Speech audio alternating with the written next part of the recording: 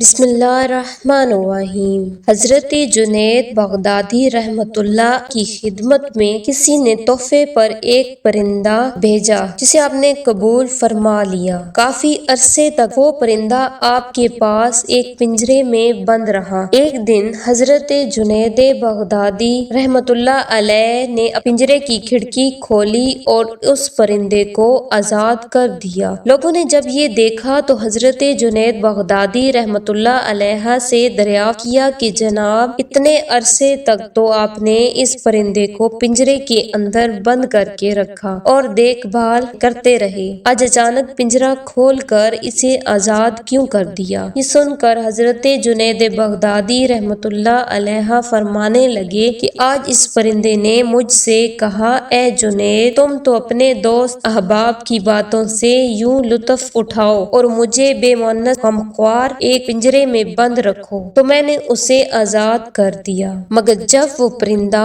اڑا تو اس نے کہا، اے جنید، پرندے جب تک ذکر الہی میں مصروف رہتے ہیں اس وقت تک کسی بھی جال میں نہیں پھنستے، جوں ہی وہ ذکر الہی سے غافل ہوتے ہیں تو فوراً قید میں مبتلا ہو جاتے ہیں۔ پھر وہ پرندہ کہنے لگا، میں تو ایک ہی مرتبہ ذکر الہی سے غافل ہوا تھا، اس کی سزا میں برسوں قید رہا۔ ہائے جنید، ان لوگوں کی قید کا زمانہ کتنا طویل ہوگا جو مدتوں تک ذکر الہی سے غافل رہتے ہیں۔ اے جنید، میں آپ کے سامنے وعدہ کرتا ہوں کہ اب کبھی ذکر الہی سے غافل نہیں ہوں گا۔ یہ کہہ کر وہ پرندہ اڑ گیا۔ اس کے بعد بھی کبھی کبھی وہ پرندہ حضرت جنید بغدادی رحمۃ اللہ علیہ کے پاس آتا تھا اور آپ کے دسترخوان پر بیٹھ کر اپنی چونچ سے کچھ کھاتا تھا۔ جب حضرت